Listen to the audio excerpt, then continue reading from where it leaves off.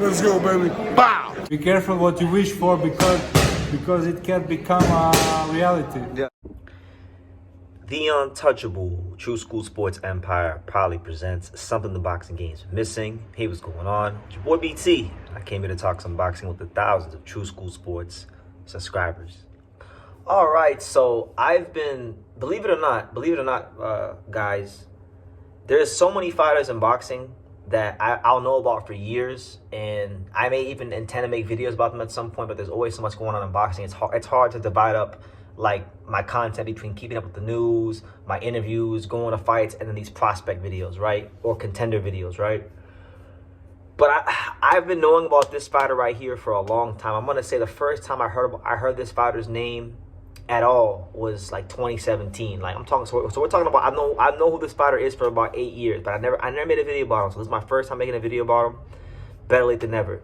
In this video, we're gonna talk about one of the most interesting fighters in the super bantamweight division, potentially a world champion at super bantamweight. You know, and honestly, probably one of the only Black American fighters are in this weight class. One of the only ones. Not a whole lot of them in the weight class. So interesting in that regard too. Dylan Price, Dylan the Real Deal Price, 19-0, 13 knockouts, the number 9 IBF super bantamweight contender. Let's talk about him because he's a fighter that I knew about. The reason I knew about him years ago was because he was once upon a time a Mayweather Promotions fighter. You know, he was once signed to Floyd Mayweather. That didn't work out. You know, he couldn't get fights. His career couldn't get moving in the way he wanted it to go, and so he eventually got out of that contract the same way Angelo Leo got out of his contract, the same way Richardson Hitchens got out of their contracts. They both wanted to become world champions. Could Dylan Price follow in the footsteps of Angelo Leo and Richardson Hitchens as former Mayweather fighters to become world champions after leaving the company? We will see. He was self-promoted for a little bit of time, but as of right now, Dylan Price is actually, he has a pretty interesting promotional situation because he's signed to Misfits Boxing, which is, for those of you who don't know, Misfits Boxing is the promotional company that does mostly influencer boxing, and that's KSI's promotional company. And they've started to go ahead and sign actual real boxing talent. They've signed Jahan Ingram. They recently just signed U.S. amateur Kayla Gomez, and so they're making a play in boxing, and he's one of their fighters as well. So very interesting stuff there. Dylan Price he's won the NABA title, right? He's won the NABA title as a bantamweight. You know, he's won some things at bantamweight. Won the WBC Continental at bantamweight.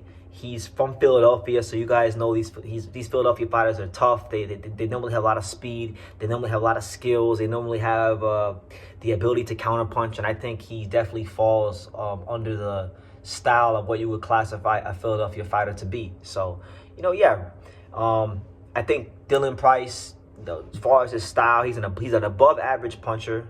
He's got elite hand speed. So I would say he's an above average puncher with elite hand speed. Places his punches to the body very well. And he's also coming into the sport with very good amateur background. You know, he had a 112 and 12. So 112 wins, only 12 losses as an amateur. And you know, so he's got the foundational things in place to go on to be a really good professional fighter. I think the challenge for Dylan Price and for pretty much any American fighters around these weight classes is staying active.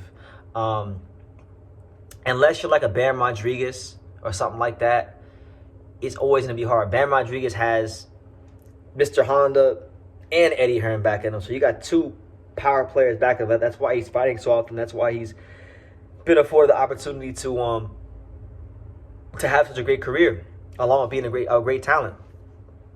You look at, you know, like I know, like for example, at bantamweight, an American fighter who I feel should probably be a world champion already, but he's never been able to move his career properly, is Lawrence Newton from South Florida, and he's ranked highly in the WBA. He can't get fights, and it doesn't seem like his career is going anywhere. So, you know, it's a challenge. It's a challenge, but I'm looking forward to seeing how this goes because Dylan Price is with a non-traditional boxing promotional company.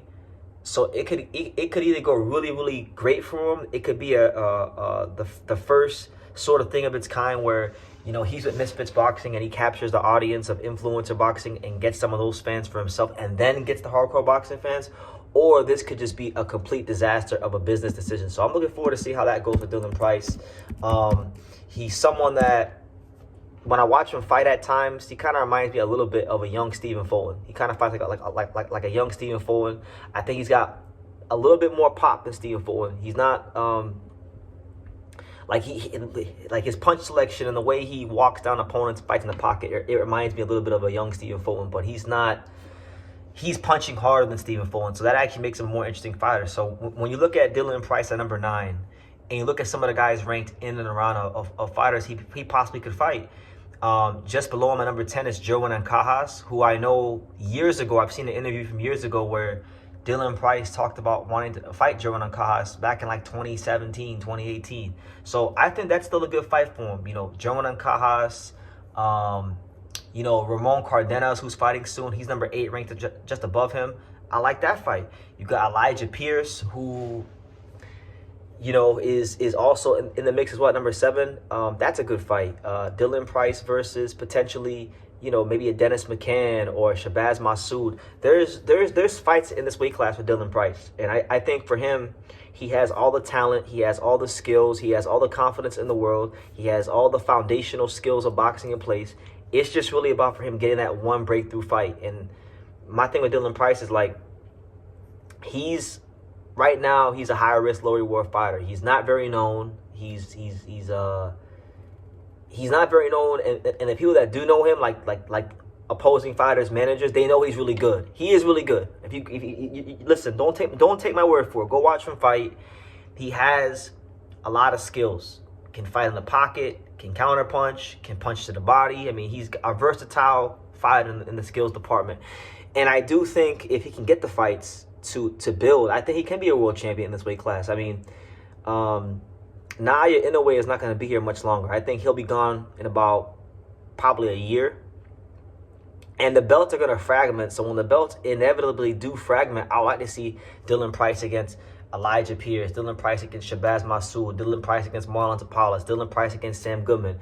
He's been at it for a long time, and it's about time that he get the opportunity to prove himself, you know, to the world, what he can do on the highest level of the world level. So yeah, look out for him, man. He's going to be a big factor in the 122 division in the next year or so. It's just a matter of him getting the fights. So yeah, Dylan Price, those are my thoughts on him, and I'll be making sure to cover his career with a more concerted effort from this point moving forward. So yeah, leave your comments down below. Make sure you guys take the time to subscribe. And like I say in every single one of these videos, you can love me or you can hate me. But I'm just a kid from Dang. So until next time, take care, guys. Thank you for watching another video on the untouchable True School Sports Empire. For more great boxing content just like this, make sure you click right over here.